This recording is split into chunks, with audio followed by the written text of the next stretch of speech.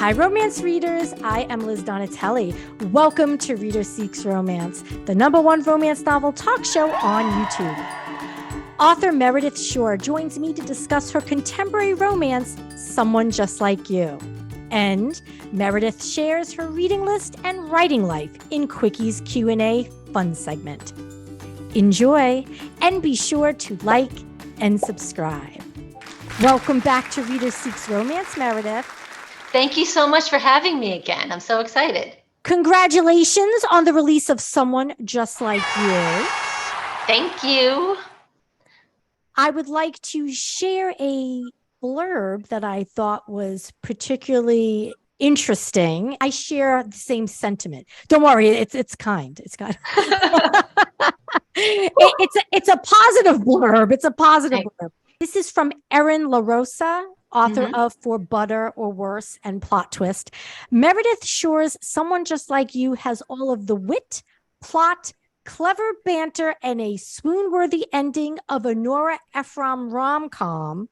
I couldn't put it down. So how does that make you feel?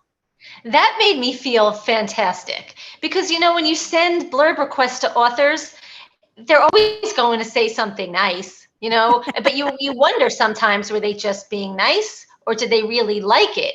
And Erin was so wonderful. She sent me 3 different versions of blurbs, you know, like, and she's like, you can mix and match and everything. And they were all like so great. And it just felt very authentic to me. So that I was like, I think she really liked it.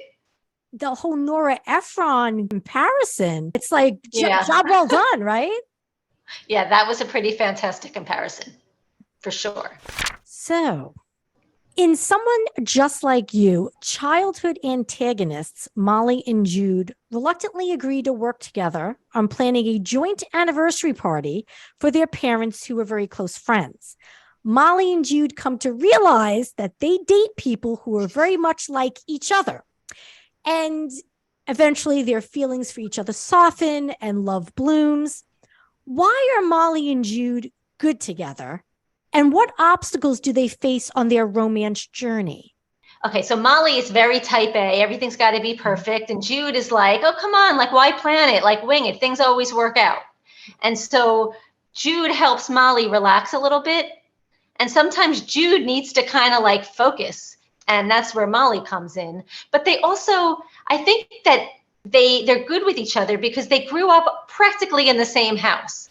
So they have like the same history and they just have the same understanding, like the same, you know, the upbringing, almost like siblings if that wasn't incestuous, you know, but like they're so close that I think that they're good for each other eventually. You mentioned that one of the things that connects them is their shared childhood, growing up as neighbors, and the two families were really close. Did you have to be really careful not to make it like that they were more like brother and sister? Like, did you have to was that tricky to write? Where it's like, well, I don't want them to be too close because then it would almost seem incestuous that they were almost like brother and sister growing up and now they're in love. So was that like a concern, or did you have to consciously like pull back with certain things? Like, oh, I don't want them to look too, you know. Honestly, it never crossed my mind until later when people gave me some feedback about the characters being immature. And I thought about the way I am with my sisters. We're all grown women.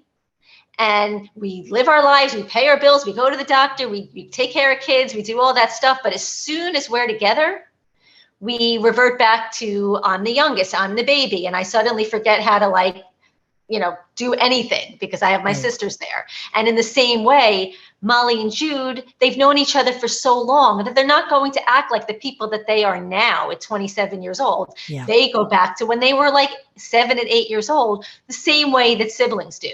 So while I was writing it, it didn't cross my mind, thankfully, because I don't know, I might have gotten like paralyzed in the writing process if I was thinking, oh my God, are people going to think this is incestuous? You know, it's only in trying to explain why they are the way they are with each other that it kind of realized it's kind of like siblings. Right. I didn't think of the whole sibling thing until you mentioned it. I was like, oh, you know, I didn't even think of that. So that's good. That means you wrote it just right. That didn't even cross my mind. What obstacles do they face on their romance journey? Well, I think the biggest one, and I can't really spoil it, but Molly is holding on to a secret that was very, very relevant to Jude's future, to his life.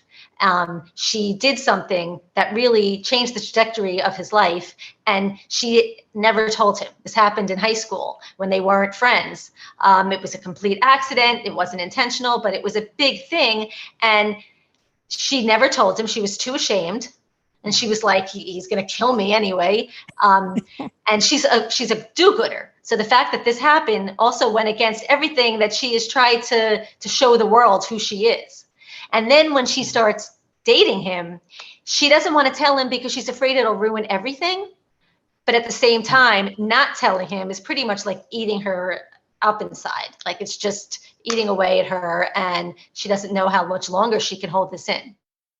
There are a few rom-coms that I truly find humorous. And I think that's because my sense of humor, not everyone shares. But your sense of humor, and I don't know if it's because we're both New Yorkers, I get. So I enjoyed the pranks that they play on each other. Now, there are mentions of pranks that they did with each other way back when, and then they kind of resume that. Yeah. When they reconnect, it becomes like their love language, like pranking each other.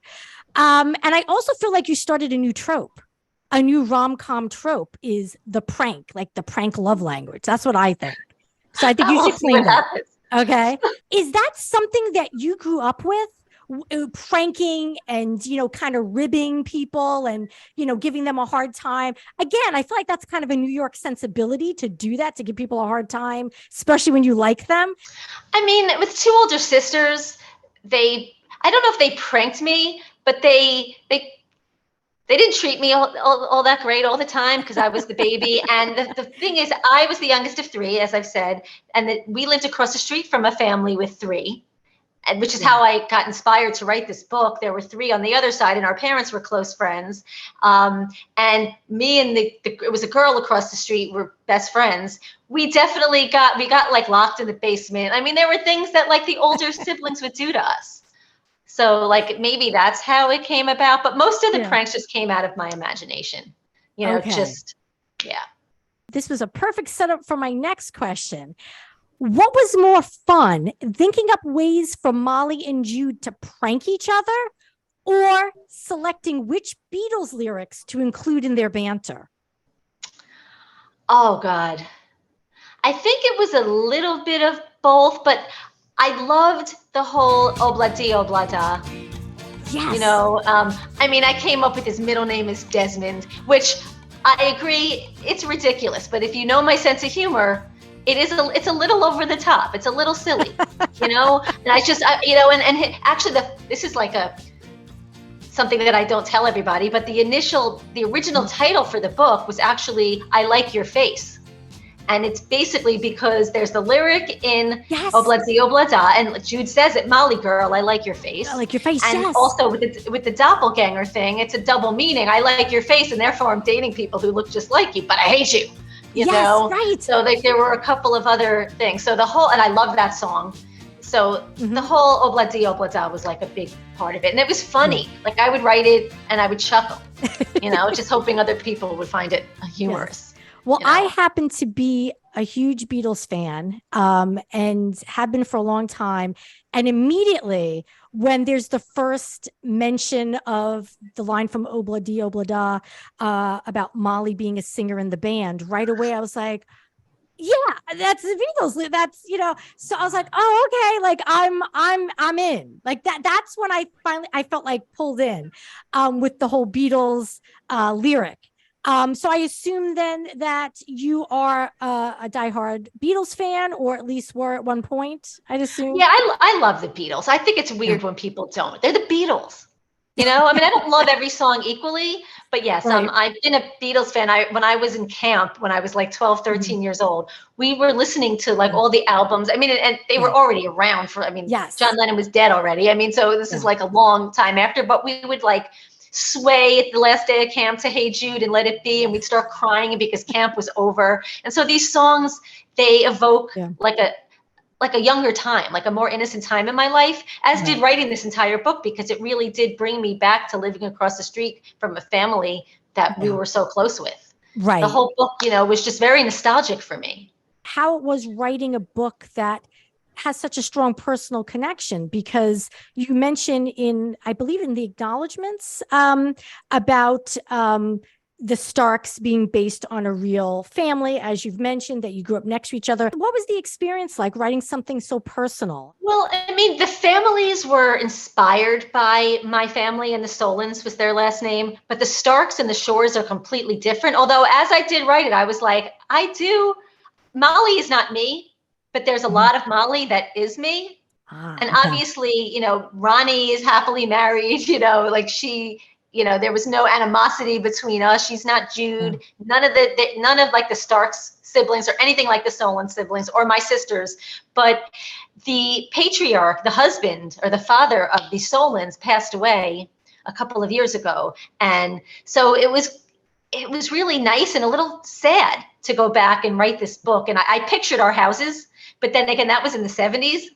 So I had to like remodel them in my mind. You're right. Yeah, for sure. I mean, there was no like flower patterns on the bathroom wall and everything. I had to, change that a lot. But I pictured us a lot, and I dedicated the book to them.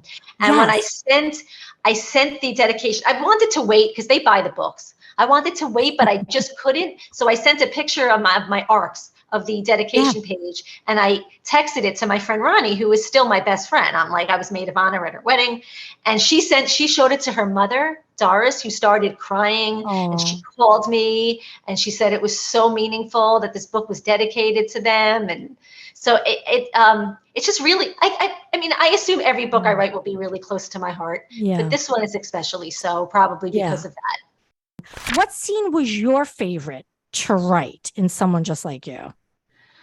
I don't know about writing it, but I know reading it back, because I've read the book so many times, and there's the scene with when Molly is sick and Jude comes over and she's all delirious with fever, and yet she's staring at Jude's neck, wishing that she could like bite his neck.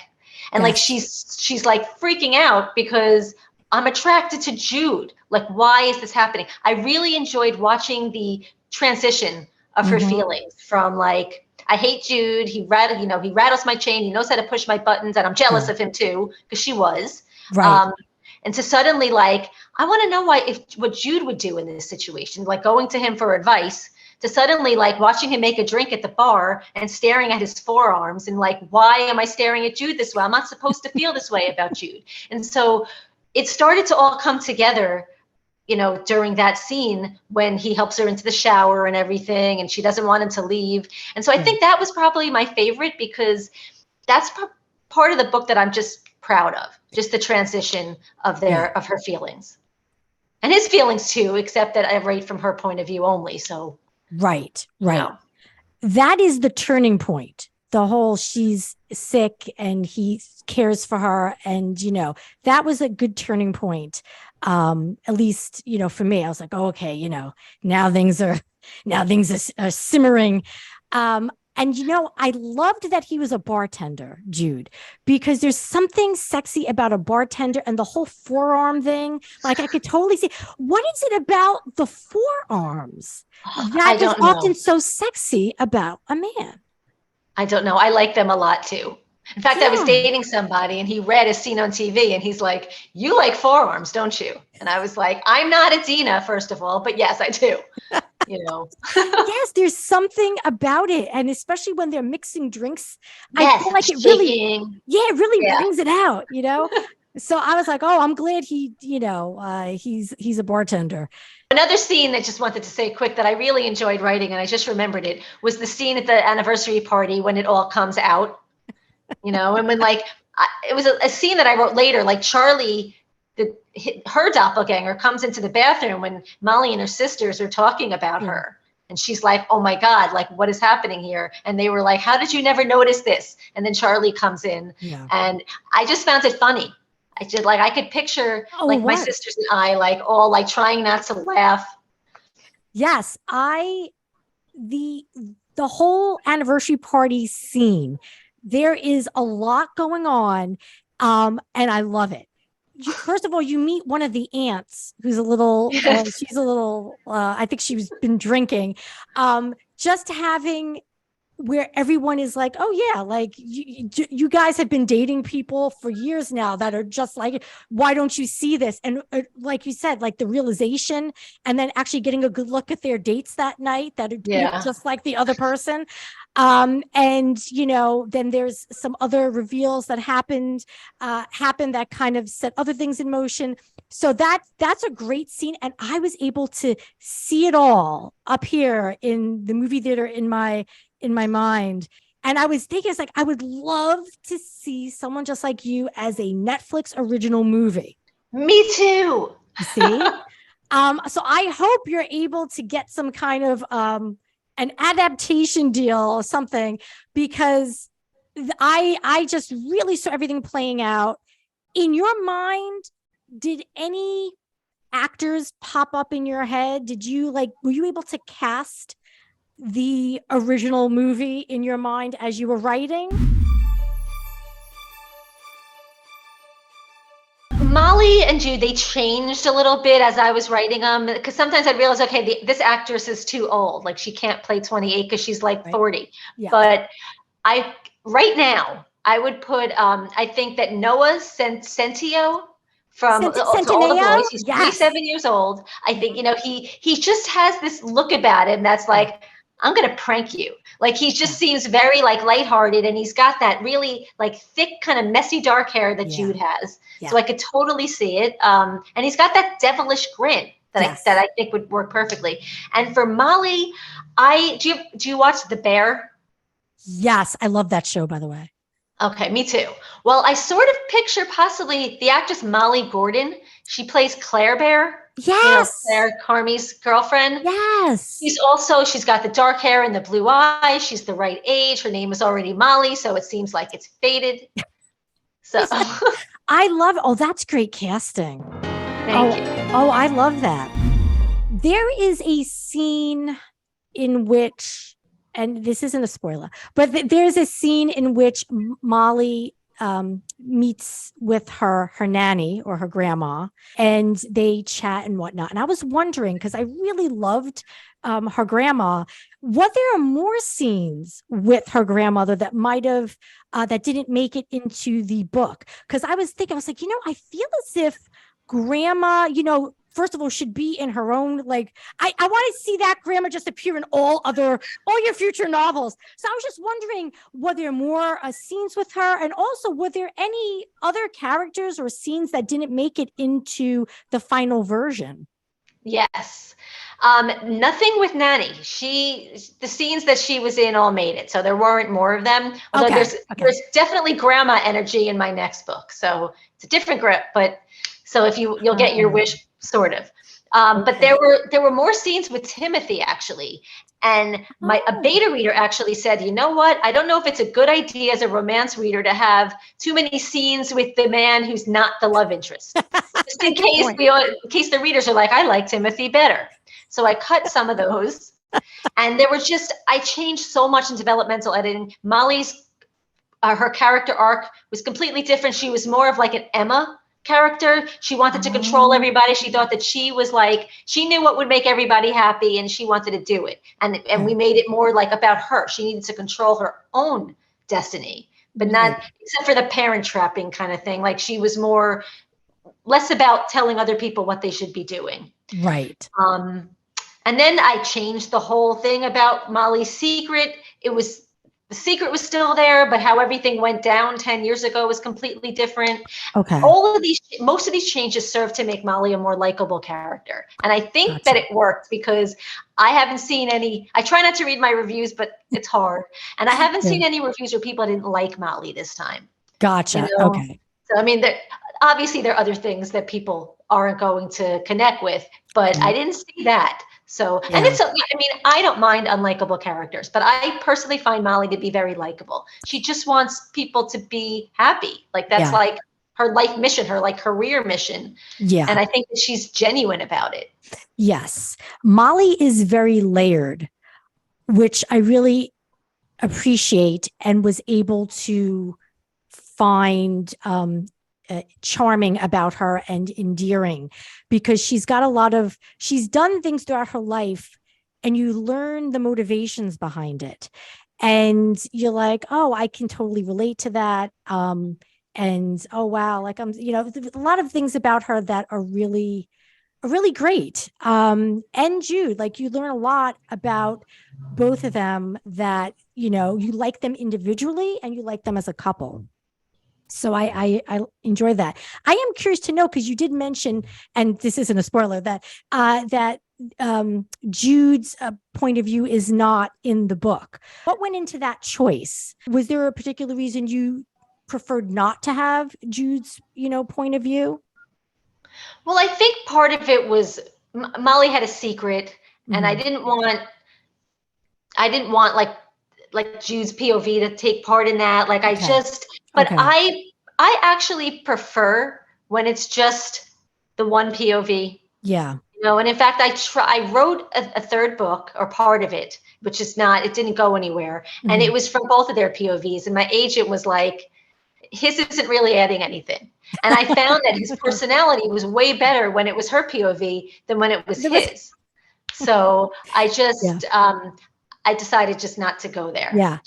Yeah. No, I thought it worked. Not every romance works when it's one point of view, but I really dug having just Molly's point of view. I just really enjoyed it. In your acknowledgments at the back of Someone Just Like You thank Reader Seeks Romance and Liz Donatelli for supporting your debut as seen on TV. So thank you very much. I was very touched and surprised. Because I always read the acknowledgments like, oh, I love this. So thank you. Oh, you're welcome. Since then, what lessons have you learned about romance writing and or being a romance author? Well, you can't please everybody, but the people that you please are the best, because they are so excited and they show you so much love. I'm trying to learn to kind of like focus on all the good and be in the present. I thought it would be easier than it is. It's amazing, and I want to stay on this road for as long as I possibly can. Yeah. But it comes with like a lot of ups and downs. It's a lot more emotional than I thought it would be.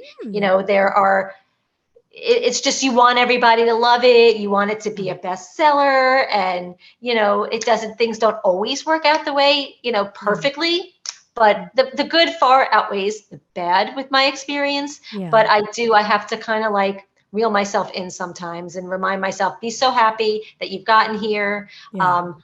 Keep loving writing and just take everything as it comes. You have a rom-com releasing in 2024 called Roommating. Are you able to share anything about that? It's another hate to love, but it's not an opposite attract this time.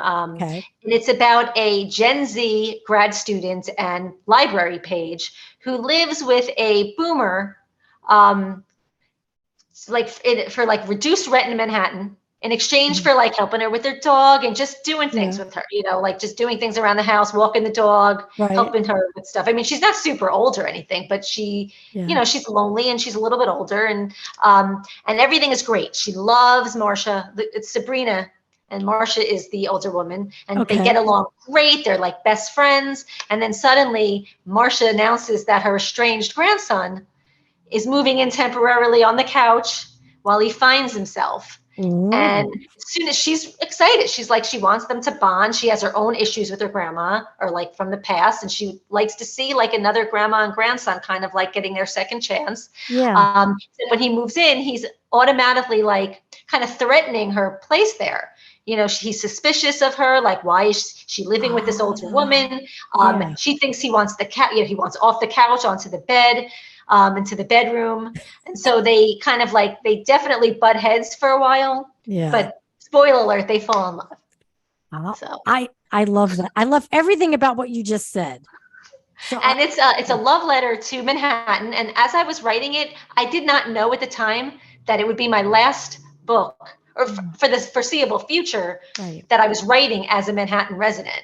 And so I put like, I wasn't even realizing I was doing it, but I think I put like super Manhattan love in there. And it's also a love story or a love letter to libraries and reading. Okay. and to grandmas. Oh, I love it. I love it. Well, you're definitely going to have to come back to I talk would to me love about to. roommating.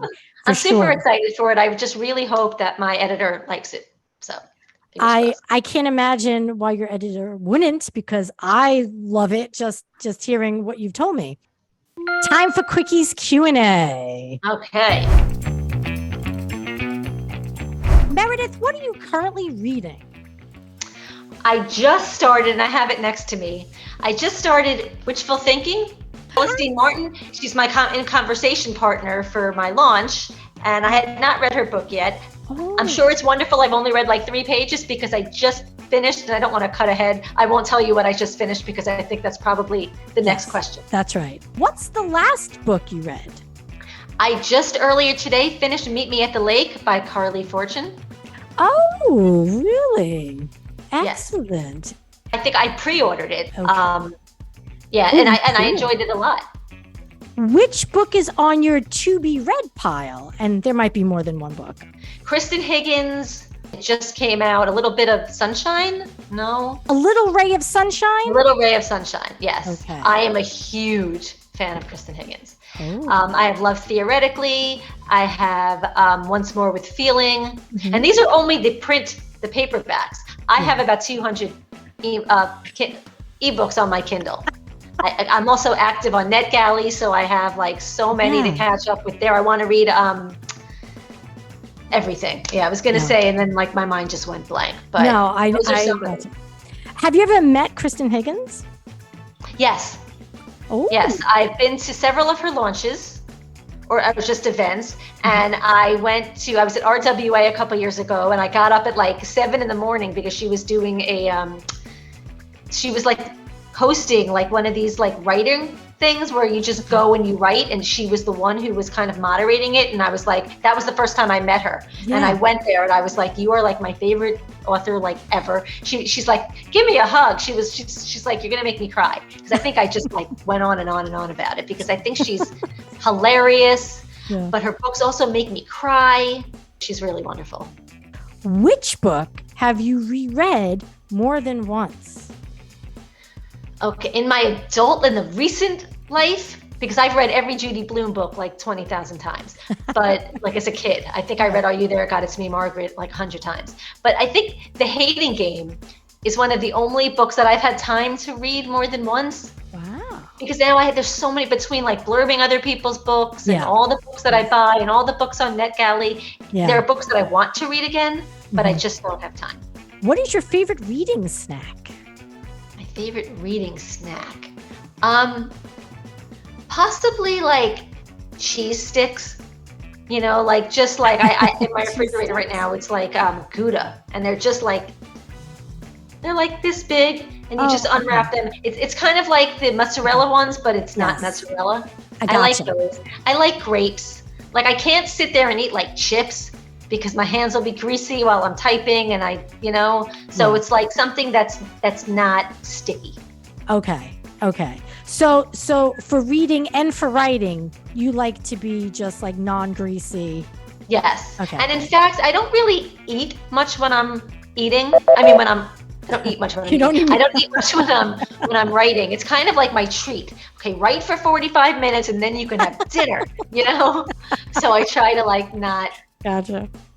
do it at the same time. Okay. What is your romance writing superpower? What are you really good at? I think I'm pretty good at the grand gesture. Mm-hmm. There's always like a big grand gesture at the end of my books. And I think that's a superpower. I'm working on the banter. I've been told that the banter, Erin LaRosa said it too, that the witty banter of a Nora Ephron movie. I think that like, the more I read and the more I write, the more natural, the easier it's becoming to just ping pong. And I was really proud of the banter in roommating, and I'm hoping that it also makes the cut. I don't think it's quite a superpower. I'm like superpower in training on that one. Okay. But I definitely think that the grand gesture is something that I've kind of mastered. Are you a pantser, a plotter, or a plantser? I would say I am naturally a plantser. Like that's my comfort zone. I like to do a little plotting ahead of time, know who my characters are, and kind of have a general idea. But I usually prefer to like write as I go. Okay. However, I've been contractually obligated to write the synopsis and the outline before I write any of the chapters now, before I get like a publishing deal. So I'm learning how to be a plotter, and it's actually great. I was really intimidated and really afraid that I can't do this. I can't write, like, I don't know what's going to happen at the end when I don't know what's happened in the middle yet. But I did it. I did it for roommating, and I found that writing the book with an outline was so much easier. And granted, I did not stay on the outline because some things work fine in the synopsis, and then as you're writing, they're like, no, this does not work. But it gave me like a roadmap, and it's just a more seamless process. I'm definitely not a complete pantser though, and I'm not a plotter. Every sentence, everything is going to be this way. To me, that's boring to me. Which is more difficult for you to write? The opening line of a novel or the very last line? Opening. Is more difficult? Yeah, because there's so much more pressure, you know? People always say, read me your opening line, and you're like, okay, it better be good. And and I'm like, the first paragraph is great. The first sentence isn't always amazing. But the end, by the time I get to the end, that's satisfying so far, it's just come. Okay. Which is easier for you to write? The book dedication or the acknowledgments? The dedication, for sure. Mm-hmm. I always know who I'm dedicating it to before I start. Oh, okay. So far. Okay. But the acknowledgments, they are much harder because you don't want to leave anybody out. Yeah. You don't know what's like. I thanked a lot. I thanked everybody who helped me for a scene on TV. I don't think I'll be able to do that again because it's a lot, and it's a lot of pressure. But I was really glad that I did it this time because it really made a lot of people very happy, and they would share it in their stories, like, "Oh my God, I was shocked," and I don't know if I'm going to be able to do that again. Oh, okay. Well, I mean, you could still put Liz Donatelli there. Of course. You could put me, and I could represent all the other people who've interviewed you and supported you. Just be like, listen, I'm just going to put Liz Donatelli, but she represents all of you, Oh. That's a good idea. Yes, I know it is. What are you going to do right after this interview? Eat dinner. Now, maybe turn on my air conditioning because it's like a heat wave in here. But my air conditioning, when it's strong, sometimes I get cold, and I didn't want to have to like pull up a blanket when we're talking. Yeah. But now I'm like, oh my God, it's really hot in here. I know the minute you turn off the air conditioner, it gets hot. Do you usually cook for yourself, or is this like takeout? What do you have? I usually treat myself or go out to eat on the weekends, but I try to like make something at home during the week. I wouldn't actually say I'm a cook because I don't really cook that often, but I make dinner at home, whether it's like pasta or like tuna fish and stuff like that. Okay. So I have to ask, are you going to pair your meal tonight with orangeade? Orangeade is mentioned in Someone Just Like You, and I was going to make it and actually drink it tonight, but I wasn't sure if I should. It's diluted orange juice, vanilla extract, and a maraschino cherry, according to your novel. Did you make that up? Mom used to make it for me and my sisters when we were sick. Okay. And that's what and you still have Molly it when was you're sick? Referencing her mom making that for her when she was sick. So that's a real thing, like that you had. I mean, my mom made it. I think my mom always thinks that, or always thought that orange juice could be too like acidic and a little bit strong. So she would always dilute it with a little bit of water, and then the maraschino cherry and a little bit of vanilla. It's because we were sick and we're little girls, and she hated to see us all sniffly, and she wanted to give us something sweet. I don't know if it actually like made us better, but it was always a treat. It was like, I don't mind being sick because mommy's going to make me orangeade. Orangeade, yeah. I thought that was, that really stuck with me, and I was going to make it. But I don't actually have orange juice. It's very good. Oh, is it? Yeah. Okay. Well, then you have to be sure that any like future book signings, you bring a big picture of orangeade and you hand it out. Okay. All right, I'll have to think about that in case anybody is sick in the audience. Well, Meredith, you are a delight. Thank you so much for joining me here on Reader Seeks Romance. Thank you so much for having me again. I had a blast.